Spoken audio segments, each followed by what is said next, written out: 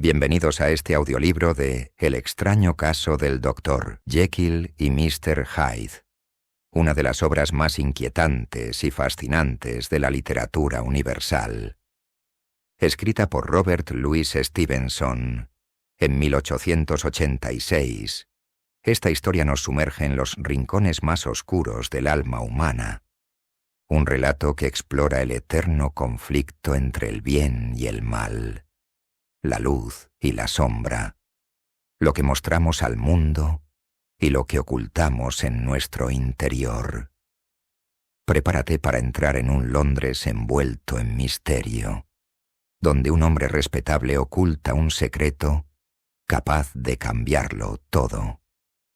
Aquí descubrirás cómo la obsesión por la ciencia, la ambición desmedida y la fragilidad de la moral pueden conducir a una transformación tan aterradora como inolvidable.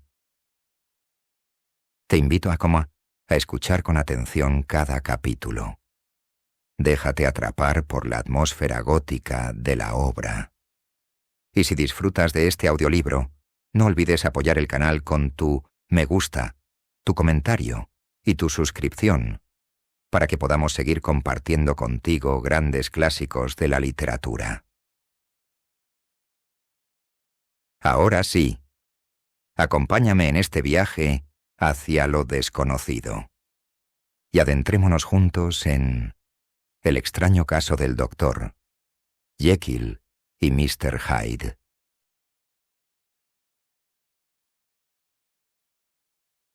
El extraño caso del Dr.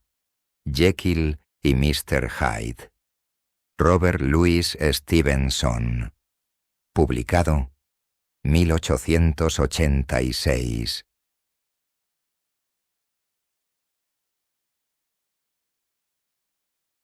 I. Historia de la puerta.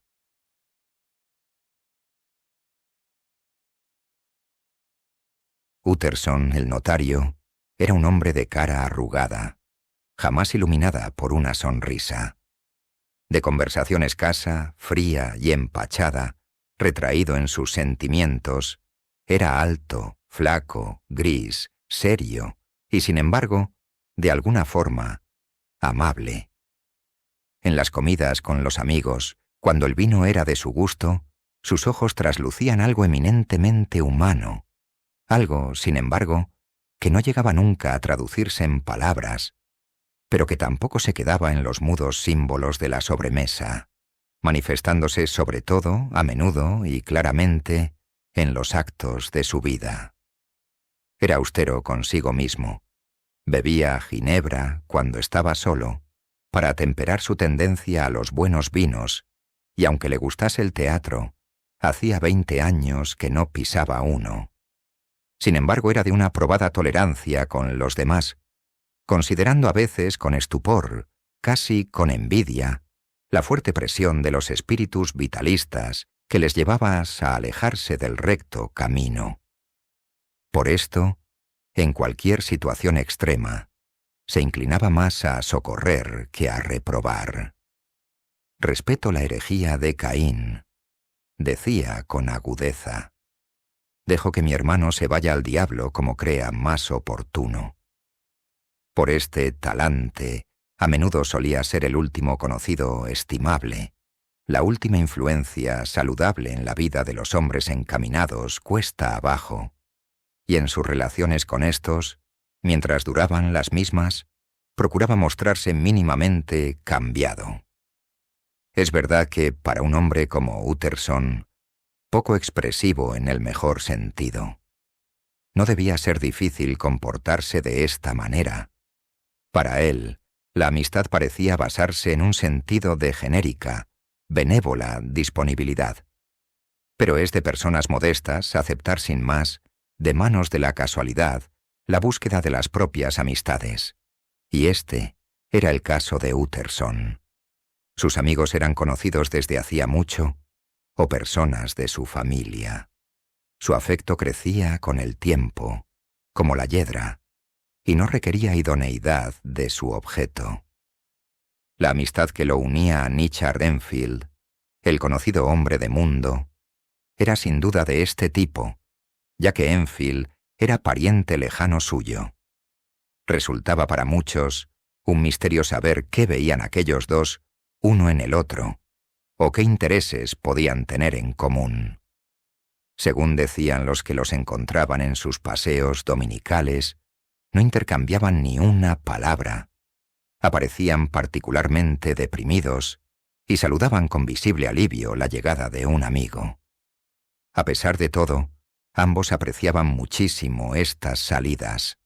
Las consideraban el mejor regalo de la semana, y para no renunciar a las mismas, no solo dejaban cualquier otro motivo de distracción, sino que incluso los compromisos más serios. Era una calle estrecha y, los domingos, lo que se dice tranquila, pero animada por comercios y tráfico durante la semana. Sus habitantes ganaban bastante, por lo que parecía, y rivalizando con la esperanza de que les fuera mejor, dedicaban sus excedentes al adorno, coqueta muestra de prosperidad. Los comercios de las dos aceras tenían aire de invitación, como una doble fila de sonrientes vendedores, por lo que incluso el domingo, cuando velaba sus más floridas gracias, la calle brillaba, en contraste con sus adyacentes escuálidas, como un fuego en el bosque, y con sus contraventanas recién pintadas, sus bronces relucientes, su aire alegre y limpio atraía y seducía inmediatamente la vista del paseante. A 2 puertas de una esquina, viniendo del oeste, la línea de casas se interrumpía por la entrada de un amplio patio, y justo al lado de esta entrada, un pesado siniestro edificio sobresalía a la calle, su frontón triangular. Aunque fuera de 2 pisos, este edificio no tenía ventanas, solo la puerta de entrada, algo más abajo del nivel de la calle, y una fachada ciega de revoque descolorido. Todo el edificio, por otra parte, tenía las señales de un prolongado y sórdido abandono. La puerta, sin aldaba ni campanilla, estaba rajada y descolorida. Vagabundos encontraban cobijo en su hueco y raspaban fósforos en las hojas. Niños comerciaban en los escalones. El escolar probaba su navaja en las molduras. Y nadie había aparecido, quizás desde hace una generación, a echar a aquellos indeseables visitantes o a arreglar lo estropeado. Enfield y el notario caminaban por el otro lado de la calle, pero cuando llegaron allí delante, el primero levantó el bastón indicando: «¿Os habéis fijado en esa puerta?», preguntó, y añadió a la respuesta afirmativa del otro: «Está asociada en mi memoria a una historia muy extraña». «¿Ah, sí?», dijo Utterson con un ligero cambio de voz. «¿Qué historia?». «Bien», dijo Enfield. Así fue. Volvía a casa a pie de un lugar allá en el fin del mundo, hacia las 3 de una negra mañana de invierno, y mi recorrido atravesaba una parte de la ciudad en la que no había más que las farolas. Calle tras calle, y ni un alma, todos durmiendo.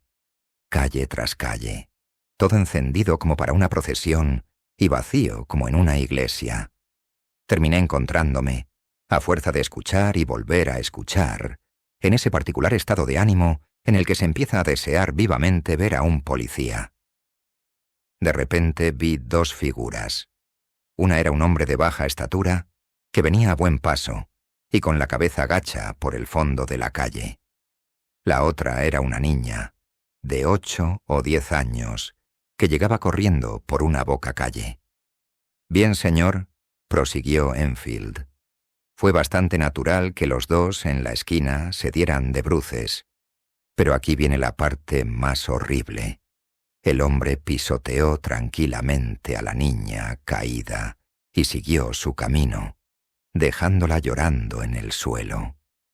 Contado no es nada, pero verlo fue un infierno. No parecía ni siquiera un hombre, sino un vulgar juggernaut. Yo me puse a correr gritando, Agarré al caballero por la solapa y lo llevé donde ya había un grupo de personas alrededor de la niña que gritaba. Él se quedó totalmente indiferente. No opuso la mínima resistencia. Me echó una mirada, pero una mirada tan horrible que helaba la sangre. Las personas que habían acudido eran los familiares de la pequeña, que resultó que la habían mandado a buscar a un médico, y poco después llegó él mismo. Bien, según este último, la niña no se había hecho nada, estaba más bien asustada, por lo que, en resumidas cuentas, todo podría haber terminado ahí, si no hubiera tenido lugar una curiosa circunstancia. Yo había aborrecido a mi caballero desde el primer momento, y también la familia de la niña, como es natural, lo había odiado inmediatamente. Pero me impresionó la actitud del médico, o boticario que fuese. Era, explicó Enfield, el clásico tipo estirado, sin color ni edad, con un marcado acento de Edimburgo y la emotividad de un tronco. Pues bien, señor, le sucedió lo mismo que a nosotros. Lo veía palidecer de náusea cada vez que miraba a aquel hombre y temblar por las ganas de matarlo. Yo entendía lo que sentía, como él entendía lo que sentía yo. Pero, no siendo el caso de matar a nadie, buscamos otra solución. Habríamos montado tal escándalo, dijimos a nuestro prisionero, que su nombre se difamaría de cabo a rabo de Londres. Si tenía amigos o reputación que perder, lo habría perdido. Mientras nosotros, por otra parte, lo avergonzábamos y lo marcábamos a fuego, teníamos que controlar a las mujeres, que se le echaban encima como arpías. Jamás he visto un círculo de caras más enfurecidas. Y él allí en medio, con esa especie de mueca negra y fría. Estaba también asustado, se veía, pero sin sombra de arrepentimiento. Os seguro, un diablo. Al final nos dijo: pagaré si es lo que queréis. Un caballero paga siempre para evitar el escándalo. Decidme vuestra cantidad. La cantidad fue de 100 esterlinas para la familia de la niña, y en nuestras caras debía haber algo que no presagiaba nada bueno, por lo que él, aunque estuviese claramente quemado, lo aceptó. Ahora había que conseguir el dinero. Pues bien, ¿dónde creéis que nos llevó? Precisamente a esa puerta. Sacó la llave, continuó Enfield. Entró y volvió al poco rato, son 10 esterlinas en contante, y el resto en un cheque. El cheque era del banco Coates, al portador, y llevaba la firma de una persona que no puedo decir, aunque sea uno de los puntos más singulares de mi historia. De todas las formas se trataba de un nombre muy conocido, que a menudo aparece impreso. Si la cantidad era alta, la firma era una garantía suficiente siempre que fuese auténtica, naturalmente. Me tomé la libertad de comentar a nuestro caballero que toda la historia me parecía apócrifa, porque un hombre, en la vida real, no entra a las 4 de la mañana por la puerta de una bodega para salir, unos instantes después, con el cheque de otro hombre por valor de casi 100 esterlinas. Pero él, con su mueca impúdica, se quedó perfectamente a sus anchas. «No se preocupen», dijo. «Me quedaré aquí hasta que abran los bancos y cobraré el cheque personalmente». De esta forma, nos pusimos en marcha el médico, el padre de la niña, nuestro amigo y yo, y fuimos todos a esperar a mi casa. Por la mañana, después del desayuno, fuimos al banco todos juntos. Presenté yo mismo el cheque, diciendo que tenía razones para sospechar que la firma era falsa. Y sin embargo, nada de eso. El cheque era auténtico. «Uy», dijo Utterson. «Veo que pensáis igual que yo», dijo Enfield. «Sí, una historia sucia». porque mi hombre era uno con el que nadie querría saber nada, un condenado, mientras que la persona que firmó el cheque es honorable, persona de renombre, además de ser, esto hace el caso aún más deplorable, una de esas buenas personas que hacen el bien, como suele decirse, chantaje, supongo. Un hombre honesto obligado a pagar un ojo de la cara por algún desliz de juventud. Por eso, cuando pienso en la casa tras la puerta, pienso en la casa del chantaje. Aunque esto, ya sabéis, no es suficiente para explicar todo. Concluyó perplejo y quedándose luego pensativo. Su compañero le distrajo un poco más tarde y le preguntó algo bruscamente. ¿Pero sabéis si el firmante del cheque vive ahí? Un lugar poco probable, ¿no creéis?, replicó Enfield. Pues no. He tenido ocasión de conocer su dirección, y sé que vive en una plaza, pero no recuerdo en cuál. ¿Y no os habéis informado nunca sobre la casa tras la puerta? No, señor, me pareció poco delicado. Fue la respuesta. Siempre tengo miedo de preguntar. Me parece una cosa del día del juicio. Se empieza con una pregunta, y es como mover una piedra. Vos estáis tranquilo arriba en el monte, y la piedra empieza a caer, desprendiendo otras, hasta que le pega en la cabeza, en el jardín de su casa, a un buen hombre, el último en el que habríais pensado. Y la familia tiene que cambiar de apellido. No, señor, lo tengo por norma. Cuanto más extraño me parece algo, menos pregunto. Norma excelente, dijo el notario, pero he estudiado el lugar por mi cuenta, retomó Enfield. Realmente no parece una casa. Hay solo una puerta, y nadie entra ni sale nunca, a excepción, y en contadas ocasiones, del caballero de mi aventura.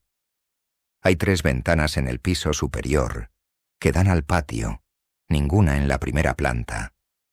Estas 3 ventanas están siempre cerradas, pero los cristales están limpios, y hay una chimenea de la que normalmente sale humo, por lo que debe vivir alguien. Pero no está muy claro el hecho de la chimenea, ya que dan al patio muchas casas, y resulta difícil decir dónde empieza una y termina otra. Y los dos siguieron paseando en silencio. Enfield, dijo Utterson después de un rato, vuestra norma es excelente. Sí, así lo creo, replicó Enfield. Sin embargo, a pesar de todo, continuó el notario, hay algo que me gustaría pediros. Querría saber cómo se llama el hombre que pisoteó a la niña. Va, dijo Enfield. No veo qué mal hay en decíroslo. El hombre se llamaba Hyde. ¡Uy!, hizo Utterson. ¿Y qué aspecto tiene? No es fácil describirlo. Hay algo que no encaja en su aspecto. Algo desagradable. Algo, sin duda, detestable. No he visto nunca a ningún hombre que me repugnase tanto, pero no sabría decir realmente por qué. Debe ser deforme, en cierto sentido. Se tiene una fuerte sensación de deformidad, aunque luego no se logre poner el dedo en algo concreto. Lo extraño está en su conjunto, más que en los particulares. No, señor, no consigo empezar. No logro describirlo. Y no es por falta de memoria, porque incluso puedo decir que lo tengo ante mis ojos en este preciso instante. El notario se quedó absorto y taciturno, como si siguiera el hilo de sus reflexiones. ¿Estáis seguro de que tenía la llave?, dijo al final. Pero, ¿y esto?, dijo Enfield, sorprendido. Sí, lo sé, dijo Utterson. Lo sé que parece extraño. Pero mirad, Richard, si no os pregunto el nombre de la otra persona es porque ya lo conozco. Vuestra historia ha dado en el blanco, si se puede decir. Y por esto, si hubierais sido impreciso en algún punto, os ruego que me lo indiquéis. Me molesta que no me lo hayáis advertido antes, dijo el otro con una pizca de reproche. Pero soy pedantemente preciso, usando vuestras palabras. Aquel hombre tenía la llave. Y aún más, todavía la tiene. He visto cómo la usaba hace menos de una semana. Utterson suspiró profundamente, pero no dijo ni una palabra más. El más joven, después de unos momentos, reemprendió. He recibido otra lección sobre la importancia de estar callado. Me avergüenzo de mi lengua demasiado larga. Pero escuchad, hagamos un pacto de no hablar más de esta historia. De acuerdo, Richard, dijo el notario. No hablaremos más.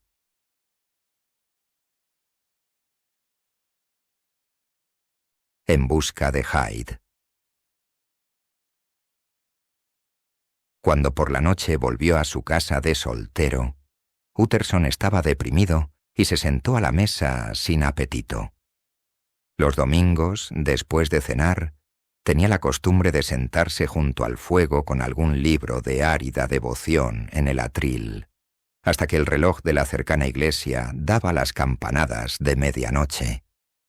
Después, ya se iba sobriamente y con reconocimiento a la cama.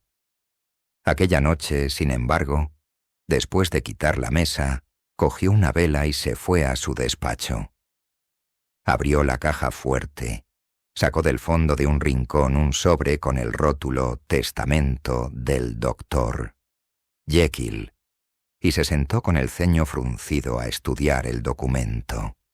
El testamento era hológrafo, ya que Utterson, aunque aceptó la custodia a cosa hecha, había rechazado prestar la más mínima asistencia a su redacción.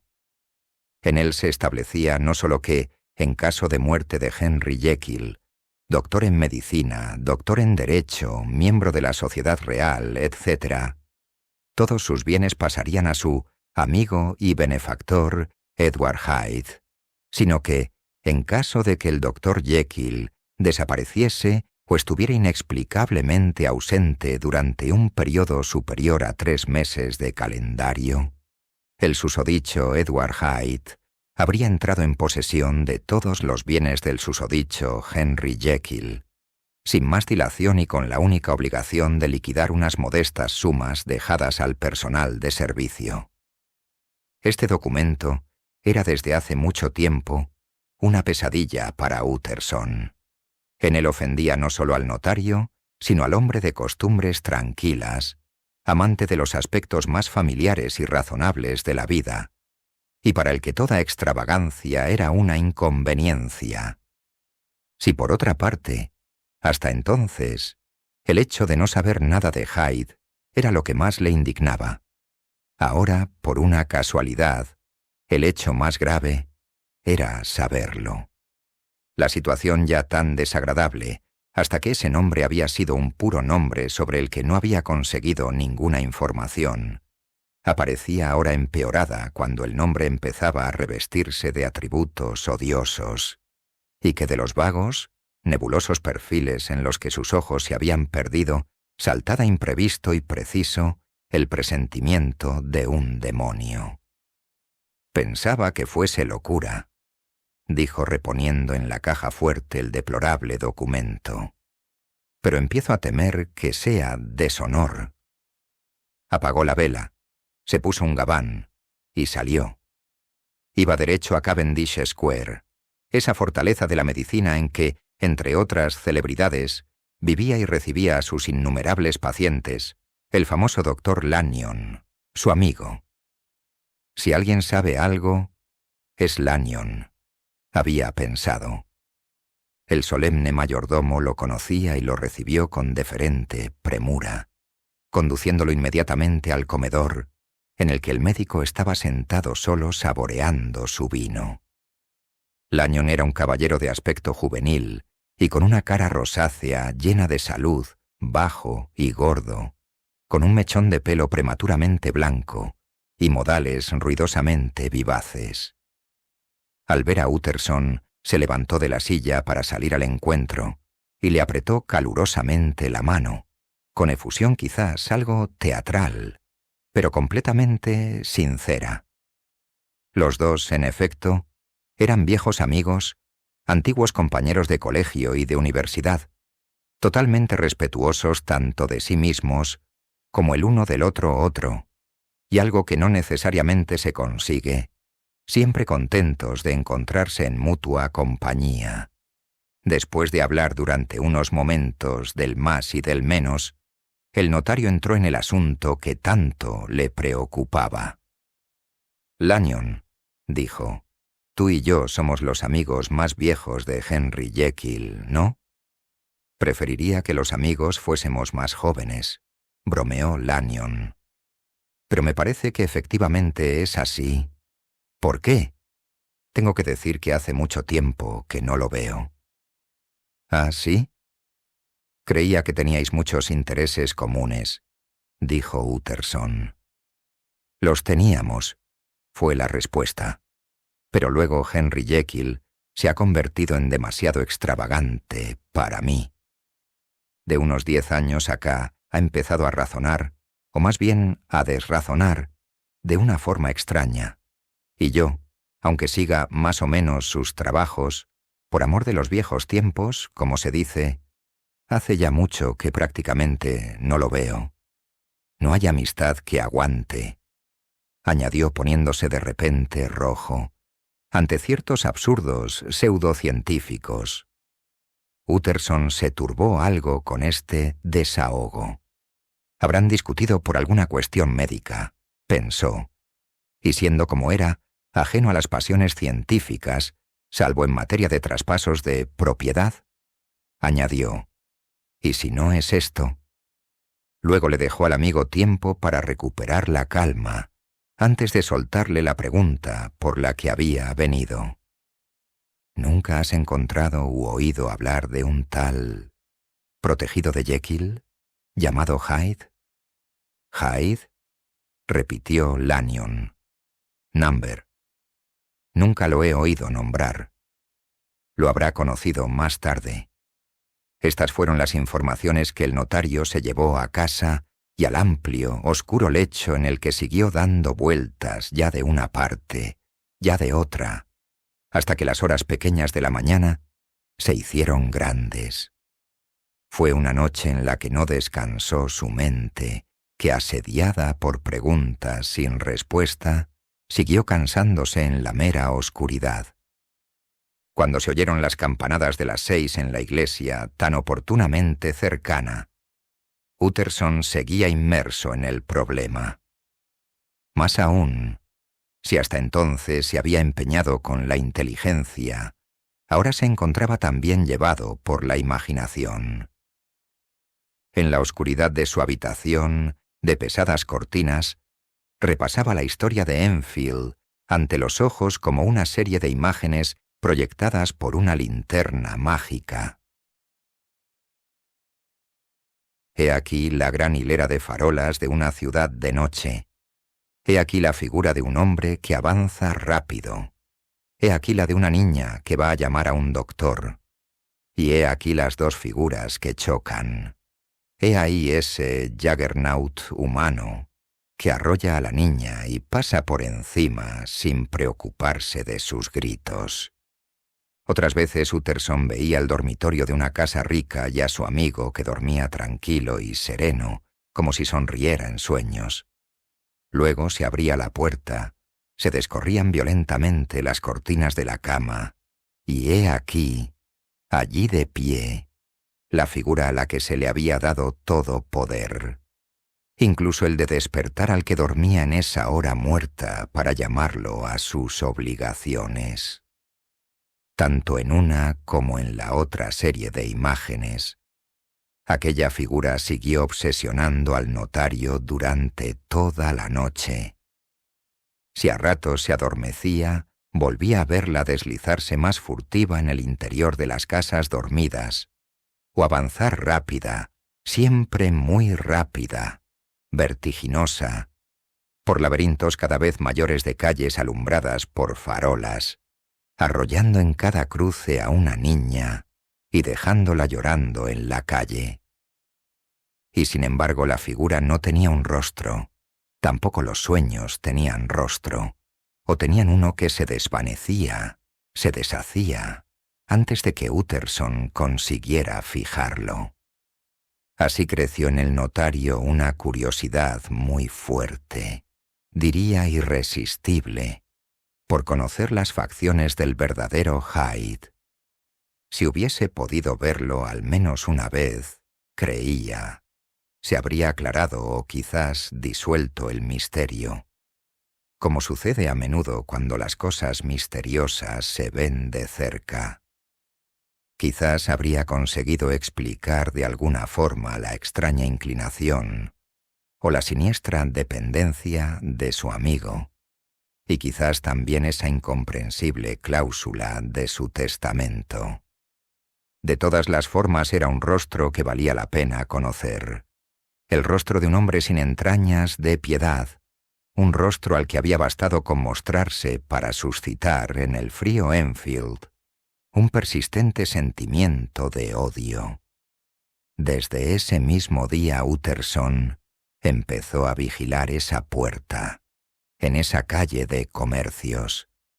Muy de mañana, antes de la hora de oficina, a mediodía, cuando el trabajo era abundante y el tiempo escaso por la noche bajo la velada cara de la luna ciudadana, con todas las luces y a todas horas solitarias o con gentío, se podía encontrar allí al notario, en su puesto de guardia.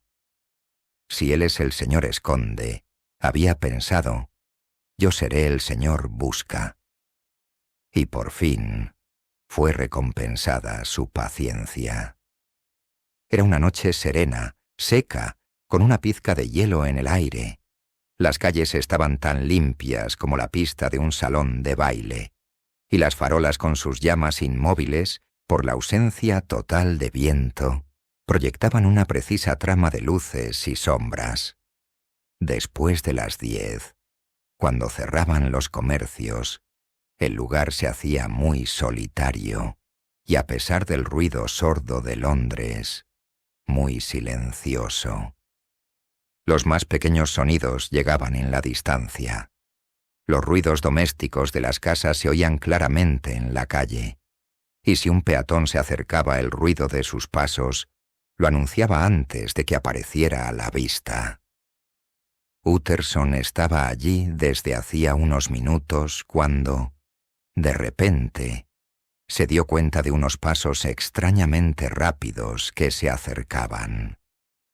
En el curso de mis reconocimientos nocturnos, ya se había acostumbrado a ese extraño efecto por el que los pasos de una persona, aún bastante lejos, resonaban de repente muy claros en el vasto, confuso fondo de los ruidos de la ciudad. Pero su atención nunca había sido atraída de un modo tan preciso y decidido como ahora, y un fuerte, supersticioso presentimiento de éxito llevó al notario a esconderse en la entrada del patio. Los pasos siguieron acercándose con rapidez, y su sonido creció de repente cuando, desde un lejano cruce, entraron en la calle. Utterson pudo ver enseguida, desde su puesto de observación en la entrada, con qué tipo de persona tenía que enfrentarse. Era un hombre de baja estatura y de vestir más bien ordinario, pero su aspecto general, incluso desde esa distancia, era de alguna forma tal que suscitaba una inclinación para nada benévola respecto a él.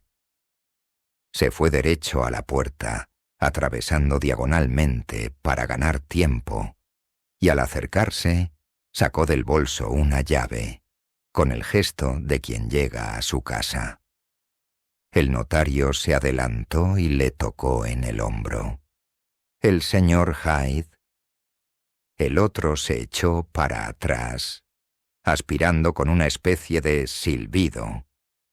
Pero se recompuso inmediatamente, y aunque no levantase la cara para mirar a Utterson, respondió con bastante calma.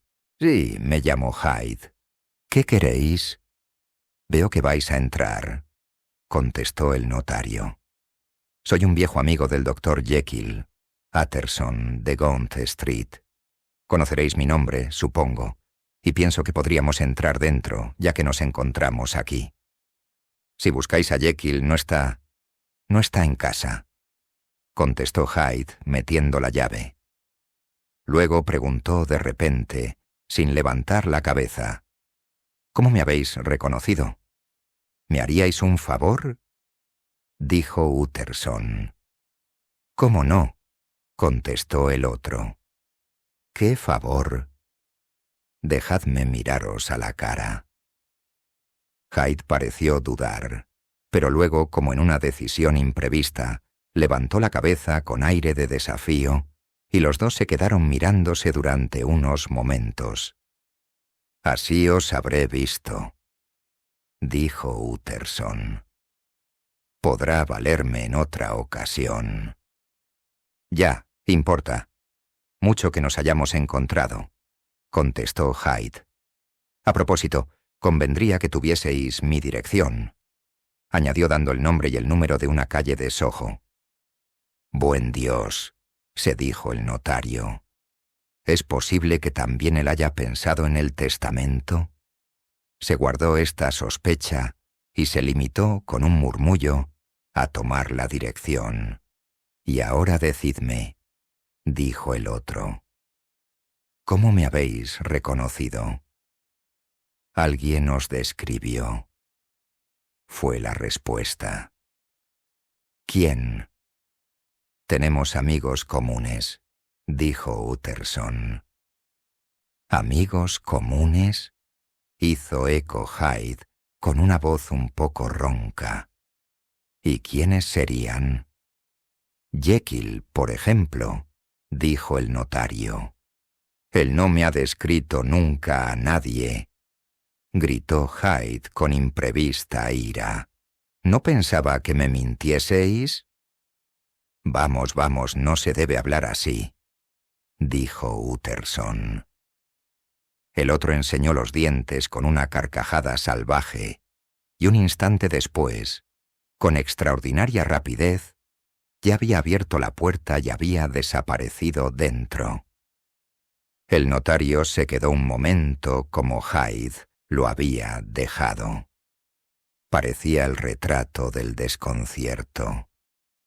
Luego empezó a subir lentamente a la calle, pero parándose cada pocos pasos y llevándose una mano a la frente, como el que se encuentra en el mayor desconcierto.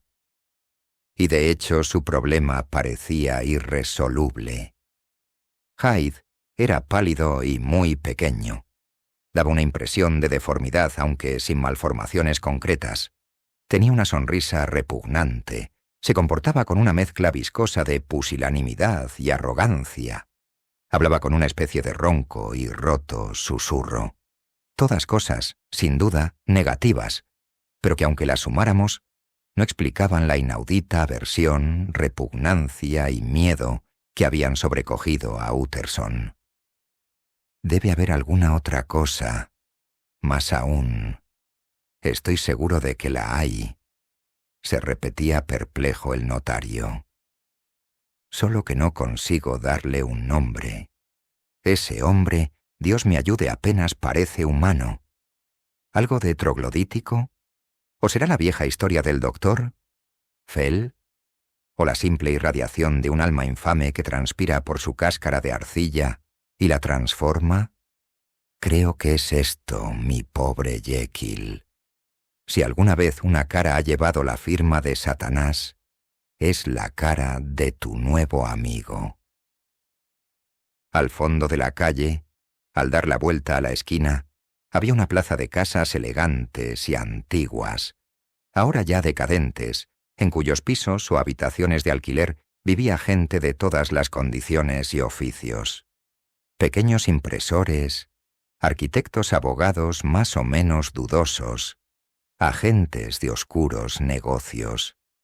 Sin embargo, una de estas casas, la segunda de la esquina, no estaba todavía dividida y mostraba todas las señales de confort y lujo, aunque en ese momento estuviese completamente a oscuras, a excepción de la media luna de cristal por encima de la puerta de entrada.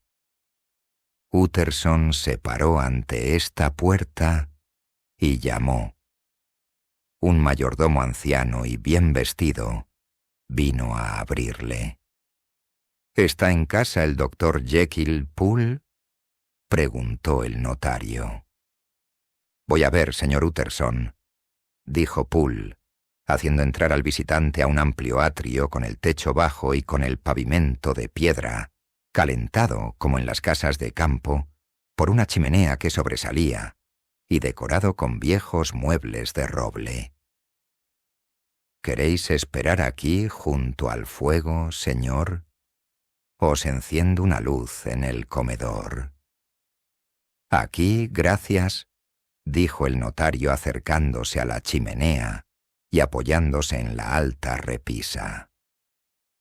De ese atrio, orgullo de su amigo Jekyll, Utterson solía hablar como del salón más acogedor de todo Londres. Pero esta noche, un escalofrío le duraba en los huesos. La cara de Hyde no se le iba de la memoria. Sentía algo extraño en él, náusea y disgusto por la vida. Y con esta oscura disposición de ánimo, le parecía leer una amenaza en los reflejos del fuego, en la lisa superficie de los muebles o en la vibración insegura de las sombras en el techo. Se avergonzó de su alivio cuando Poole, al poco tiempo, volvió para anunciar que el doctor Jekyll había salido. He visto al señor Hyde entrar por la puerta de la vieja sala anatómica, dijo. ¿Es normal cuando el doctor Jekyll no está en casa? Completamente normal, señor Utterson. El señor Hyde tiene la llave. Me parece que vuestro amo da mucha confianza a ese joven Poole, comentó el notario con una mueca. Sí, señor. Efectivamente, señor, dijo Poole. Todos nosotros tenemos orden de obedecerle. Yo no lo he visto aquí nunca, ¿verdad? Preguntó Utterson. Pues claro que no, señor, dijo el otro. Él no viene nunca a comer, y no se hace ver mucho en esta parte de la casa. Al máximo viene y sale por el laboratorio. Bien, buenas noches, Poole. Buenas noches, señor Utterson. El notario se dirigió a su casa con el corazón en un puño. Pobre Harry Jekyll, pensó. Tengo miedo de que esté realmente metido en un buen lío. De joven, tenía un temperamento fuerte, y aunque haya pasado tanto tiempo, vete a saber. La ley de Dios no conoce prescripción. Por desgracia debe ser así. El fantasma de una vieja culpa, el cáncer de un deshonor escondido y el castigo que llega después de años que la memoria ha olvidado y que el amor de sí ha condonado el error.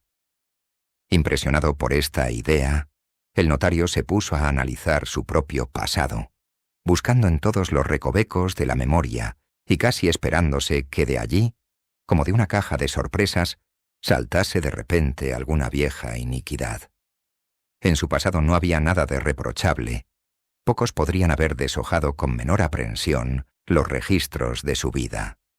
Sin embargo, Utterson se reconoció muchas culpas y sintió una profunda humillación, apoyándose solo, con sobrio y timorato reconocimiento, en el recuerdo de muchas otras en las que había estado a punto de caer, pero que, por el contrario, había evitado.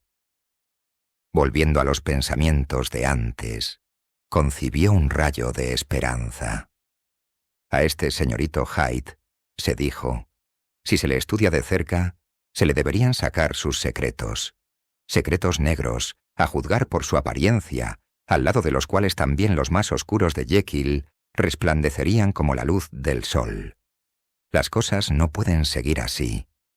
Me da escalofríos pensar en ese ser bestial que se desliza como un ladrón hasta el lecho de Harry. Pobre Harry, qué despertar.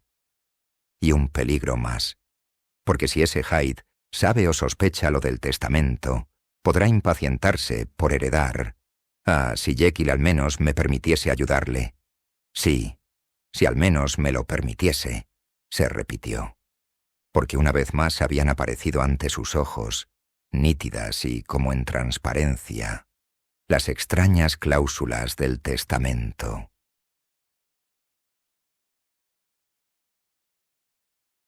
El doctor Jekyll estaba perfectamente tranquilo.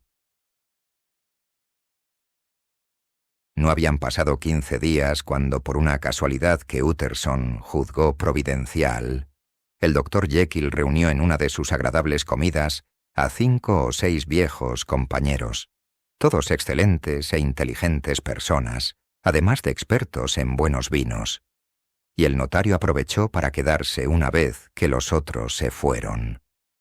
No resultó extraño porque sucedía muy a menudo, ya que la compañía de Utterson era muy estimada, donde se le estimaba. Para quien le invitaba era un placer retener al taciturno notario, cuando los demás huéspedes, más locuaces e ingeniosos, ponían el pie en la puerta. Era agradable quedarse todavía un rato con ese hombre discreto y tranquilo, casi para hacer práctica de soledad y fortalecer el espíritu de su rico silencio después de la fatigosa tensión de la alegría. Y el doctor Jekyll no era una excepción a esta regla. Y si lo mirábamos sentado con Utterson junto al fuego, un hombre alto y guapo, sobre los 50, de rasgos finos y proporcionados, que reflejaban quizás una cierta malicia, pero también una gran inteligencia y bondad de ánimo, se veía con claridad que sentía un afecto cálido y sincero por el notario. «Escucha, Jekyll, hace tiempo que quería hablar contigo», dijo Utterson. «¿Recuerdas aquel testamento tuyo?» El médico, como habría podido notar un observador atento, tenía pocas ganas de entrar en ese tema, pero supo salir con gran desenvoltura. «Mi pobre Utterson», dijo, «eres desafortunado al tenerme como cliente. No he visto a nadie tan afligido como tú por ese testamento mío, si quitamos al insoportable pedante de Lanyon por esas que él llama mis herejías científicas. Sí, ya sé que es una buena persona, no me mires de esa forma. Una buenísima persona. Pero es un insoportable pedante, un pedante ignorante y presuntuoso. Nadie me ha desilusionado tanto como Lanyon». «Ya sabes que siempre lo desaprobé», insistió Utterson sin dejarle escapar del asunto. «¿Mi testamento?» «Sí, ya lo sé», asintió el médico con una pizca de impaciencia. «Me lo has dicho y repetido». «Bien, te lo repito de nuevo», dijo el notario. «He sabido algunas cosas sobre tu joven Hyde». El rostro cordial del doctor Jekyll palideció hasta los labios, y por sus ojos pasó como un rayo oscuro. «No quiero oír más», dijo. «Habíamos decidido, creo, dejar a un lado este asunto». «Las cosas que he oído son abominables», dijo Utterson. «No puedo hacer nada ni cambiar nada». «Tú no entiendes mi posición», repuso nervioso el médico. «Me encuentro en una situación penosa, Utterson, y en una posición extraña, muy extraña. Es una de esas cosas que no se arreglan hablando. Jekyll, tú me conoces y sabes que puedes fiarte de mí», dijo el notario. «Explícate, dime todo en confianza, y estoy seguro de poderte sacar de este lío». «Mi querido Utterson», dijo el médico, «esto es verdaderamente amable, extraordinariamente amable de tu parte, No tengo palabras para agradecértelo, y te aseguro que no hay persona en el mundo, ni siquiera yo mismo, de la que me fiaría más que de ti, si tuviera que escoger. Pero de verdad, las cosas no están como crees. La situación no es tan grave. Para dejar en paz a tu buen corazón, te diré una cosa. Podría liberarme del señor Hyde en cualquier momento que quisiera. Te doy mi palabra. Te lo agradezco infinitamente una vez más, pero, sabiendo que no te lo tomarás a mal, también añado esto. Se trata de un asunto estrictamente privado, por lo que te ruego que no volvamos sobre el mismo. Utterson reflexionó unos instantes mirando al fuego. De acuerdo. No dudo que tú tengas razón, dijo por fin levantándose. Pero, dado que hemos hablado y espero que, por última vez, retomó el médico, hay un punto que quisiera que tú entendieses. Siento un tremendo afecto por el pobre Hyde.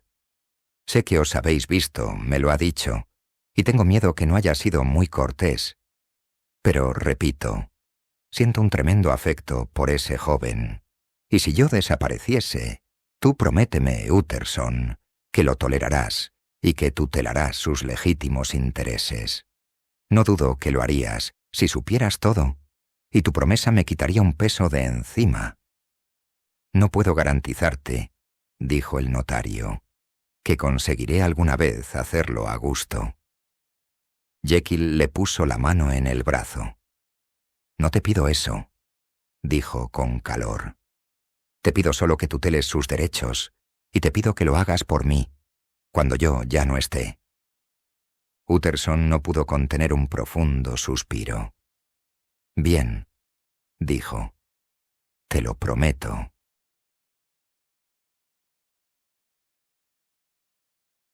El homicidio, Carew. Casi un año después, en octubre de 1800, todo Londres era un rumor por un delito horrible, no menos execrable por su crueldad que por la personalidad de la víctima. Los particulares que se conocieron fueron pocos, pero atroces. Hacia las 11, una camarera que vivía sola en una casa no muy lejos del río había subido a su habitación para ir a la cama. A esa hora, aunque más tarde una cerrada niebla envolviese la ciudad, el cielo estaba aún despejado, y la calle a la que daba la ventana de la muchacha estaba muy iluminada por el plenilunio. Hay que suponer que la muchacha tuviese inclinaciones románticas, ya que se sentó en el baúl, que tenía arrimado al alféizar, y se quedó allí soñando y mirando a la calle.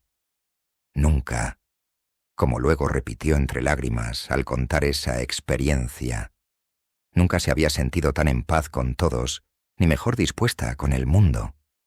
Y he aquí que, mientras estaba sentada, vio a un anciano y distinguido señor de pelo blanco, que subía por la calle, mientras otro señor más bien pequeño, y al que prestó poca atención al principio, venía por la parte opuesta.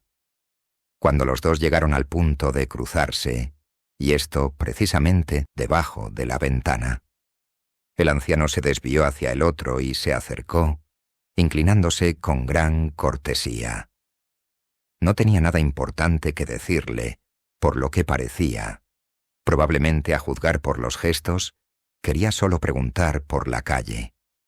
Pero la luna le iluminaba la cara mientras hablaba, y la camarera se encantó al verlo, por la benignidad y gentileza a la antigua que parecía despedir, no sin algo de estirado, como por una especie de bien fundada complacencia de sí. Dirigiendo luego la atención al otro paseante, la muchacha se sorprendió al reconocer a un tal señor Hyde, que había visto una vez en casa de su amo, y no le había gustado nada. Este tenía en la mano un bastón pesado, con el que jugaba, pero no respondía ni una palabra y parecía escuchar con impaciencia apenas contenida. Y luego, de repente, estalló en un acceso de cólera, dando patadas en el suelo, blandiendo su bastón y comportándose, según la descripción de la camarera, absolutamente como un loco. El anciano caballero dio un paso atrás, con aire de quien está muy extrañado y también bastante ofendido. A esto el señor Hyde se desató del todo y lo tiró al suelo de un bastonazo. Inmediatamente después, con la furia de un mono, saltó sobre él pisoteándolo y descargando encima una lluvia de golpes, bajo los cuales se oía cómo se rompían los huesos y el cuerpo resollaba en la calle. La camarera se desvaneció por el horror de lo visto y de lo oído. Eran las 2 cuando volvió en sí y llamó a la policía. El asesino hacía ya tiempo que se había ido, pero la víctima estaba todavía allí en medio de la calle, en un estado horrible. El bastón con el que le habían matado, aunque de madera dura y pesada, se había partido en 2 en el desencadenamiento de esa insensata violencia, y una mitad astillada había rodado hasta la cuneta, mientras la otra, sin duda, se había quedado en manos del asesino. El cadáver llevaba encima un monedero y un reloj de oro, pero ninguna tarjeta o documento, a excepción de una carta cerrada y franqueada, que la víctima probablemente llevaba a correos y que ponía el nombre y la dirección del señor Utterson. El notario estaba aún en la cama cuando le llevaron esta carta, pero apenas la tuvo bajo sus ojos y le informaron de las circunstancias, se quedó muy serio. «No puedo decir nada hasta que no haya visto el cadáver», dijo, «pero tengo miedo de tener que daros una pésima noticia. Tened la cortesía de esperar a que me vista». Con el aspecto serio, después de un rápido desayuno, dijo que le pidieran un coche de caballos y se hizo conducir a la comisaría, a donde habían llevado el cadáver. Al verlo, admitió. «Sí, lo reconozco», dijo, «y me duele anunciaros que se trata de Sir Danvers Carew». «Dios mío, ¿pero cómo es posible?», exclamó consternado el funcionario. Luego sus ojos se encendieron de ambición profesional. «Es un delito que hará mucho ruido. ¿Vos podríais ayudarnos a encontrar a ese Hyde?», dijo, y referido brevemente el testimonio de la camarera, mostró el bastón partido. Utterson se había quedado pálido al oír el nombre de Hyde, pero al ver el bastón ya no tenía dudas. Por roto y astillado que estuviera, era un bastón que él mismo había regalado a Henry Jekyll hacía muchos años. «¿Ese Hyde es una persona de baja estatura?», pregunté. «Muy pequeño y de aspecto mal encarado, al menos es lo que dice la camarera». Utterson reflexionó un instante con la cabeza gacha, luego miró al funcionario. «Tengo un coche ahí fuera», dijo. «Si venís conmigo, creo que puedo llevaros a su casa». Eran ya las 9 de la mañana y la primera niebla de la estación pesaba sobre la ciudad como un gran manto color chocolate.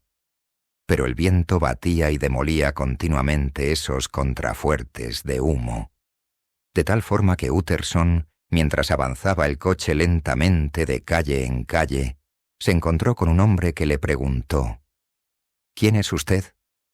«Calle». Podía contemplar crepúsculos de una sorprendente diversidad de gradación y matices. Aquí dominaba el negro de una noche ya cerrada. Allí se encendían resplandores de oscura púrpura, como un extenso y extraño incendio, mientras más adelante, lacerando un momento la niebla, una imprevista y lívida luz diurna penetraba entre las deshilachadas cortinas.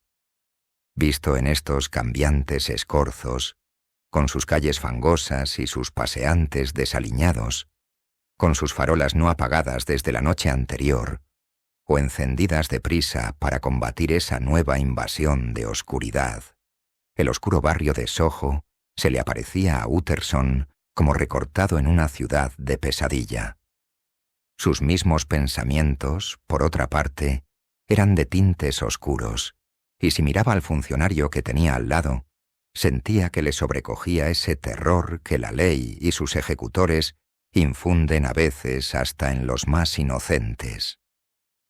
Cuando el coche se paró en la dirección indicada, la niebla se levantó un poco, descubriendo un miserable callejón con una tasca de vino, un equívoco restaurante francés, una tienducha de verduras y periódicos de un sueldo, niños piojosos agachados en las puertas y muchas mujeres de distinta nacionalidad que se iban, con la llave de casa en mano, a beber su ginebra matutina.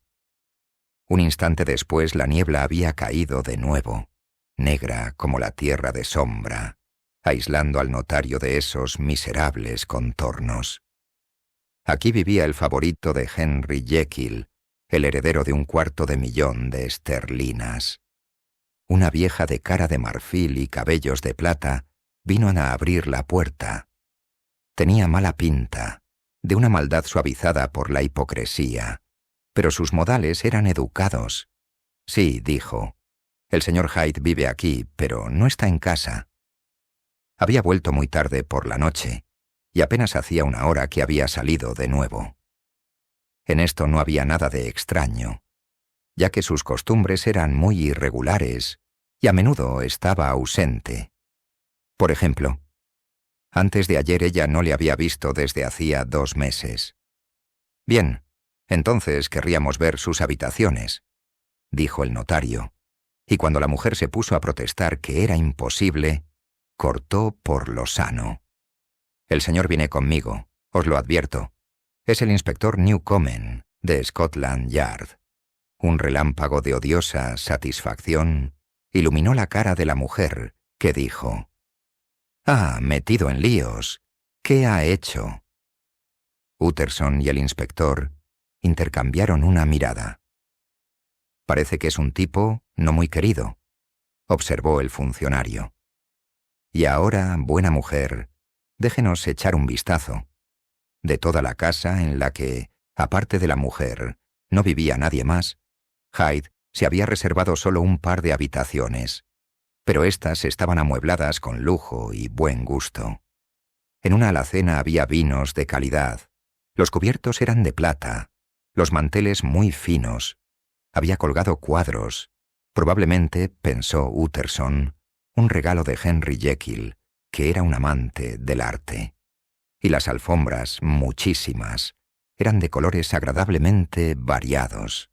Sin embargo, las 2 habitaciones estaban patas arriba y mostraban que habían sido bien registradas. En el suelo se amontonaba ropa con los bolsillos al revés. Varios cajones habían quedado abiertos. Y en la chimenea, donde parecía que habían quemado muchos papeles, había un montón de ceniza del que el inspector recuperó el canto y las matrices quemadas de un talonario verde de cheques. Detrás de una puerta se encontró la otra mitad del bastón, con complacencia del inspector, que así tuvo en la mano una prueba decisiva. Y una visita al banco, donde aún había en la cuenta del asesino unos miles de esterlinas, completó la satisfacción del funcionario. «Ya lo tengo cogido, estad seguro, señor», dijo a Utterson, «pero debe haber perdido la cabeza al haber dejado allí el bastón, y aún más, al haber quemado el talonario de cheques. Sin dinero no puede seguir. Así que no nos queda nada más que esperarlo en el banco y enviar mientras tanto su descripción». Pero el optimismo del inspector se revelaría excesivo. A Hyde le conocían pocas personas. El mismo amo de la camarera testigo del delito lo había visto 2 veces en total. Y de su familia no se encontró rastro. Nunca se le había fotografiado. Y los pocos que le habían encontrado dieron descripciones contradictorias, como a menudo sucede en estos casos. En algo estaban todos de acuerdo. El fugitivo dejaba una impresión de monstruosa, pero inexplicable deformidad.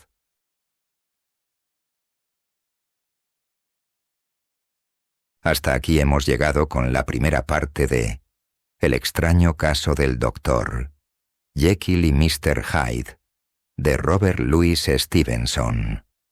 Espero que hayas disfrutado de este viaje por la atmósfera inquietante de Londres y los misterios que rodean al enigmático señor Hyde. Si esta historia te ha atrapado, te invito a apoyar el canal con tu me gusta, tu comentario y tu suscripción. De esa forma podrás estar al tanto del próximo episodio y ayudarás a que podamos seguir compartiendo contigo más clásicos de la literatura universal. Nos escuchamos pronto.